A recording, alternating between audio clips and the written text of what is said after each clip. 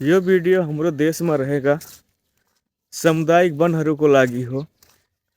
पुरै हेर्नुहोला, राम्रो लागे शेयर पनि गरिदिनु होला। सामुदायिक वनको यति महत्त्व छ हाम्रो समाजमा। यदि वन अध्यक्ष भ्रष्टाचारी भएन भने यो सामुदायिक वनबाट यति विकास गरिदिन्छ जसको मान्छे कुनै कल्पना नै गर्न सक्दैन।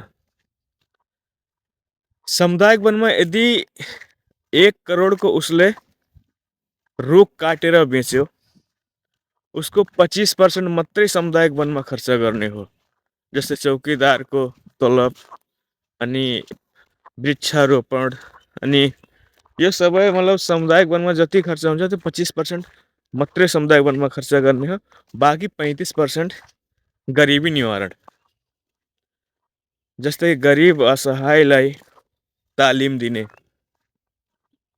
सिलाइ कटाइ तालिम, आर्थिक सहयोग गर्ने मतलब रुपियाँ पैसा दिने, ऋण कर्ज दिने के। अनि बाँकी जुन 40% बच्छ सामाजिक तथा सामुदायिक विकासमा गर्ने त्यो खर्च। जस्तै तपाईँको स्कुल भइगयो, बाटोघाटो भइगयो, यस्तो ठाउँमा त्यो पैसा खर्च गर्ने हो।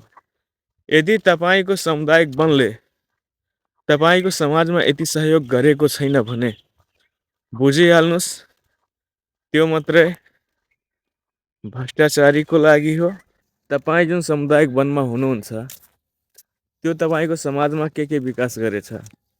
कतिवटा बाटो बनाएको छ, कतिवटा स्कुल बनाएको छ, कति गरिबहरूलाई रोजगार दिएछ, कति तालिम दिएछ, त्यो कमेन्ट गर्नुहोला। मलाई पनि थाहा होस् कि तपाईँको सामुदायिक वन कस्तो रहेछ। नामको मात्रै रहेछ, कामको पनि रहेछ।